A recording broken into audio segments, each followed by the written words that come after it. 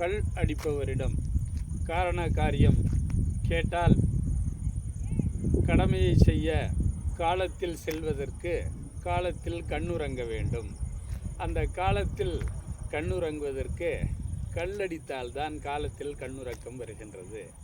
அதனால்தான் கல்லடித்துவிட்டு காலத்தில் உறங்கி கடமைக்கு காலத்தில் செல்கின்றோம் என்று காரண காரியம் கூறுகின்றனர்.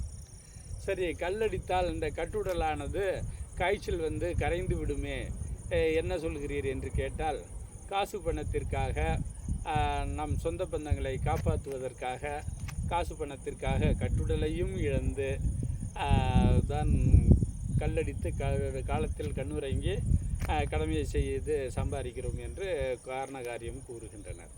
ஆக இந்த கால பரிமாணத்திற்கு கட்டுப்பட்டு கடமையாற்றுகிறவர்கள் அனைவர்களுமே ஏறத்தாழ இந்த கல் என்ன, நான் இங்கு சாராயம் மதுவை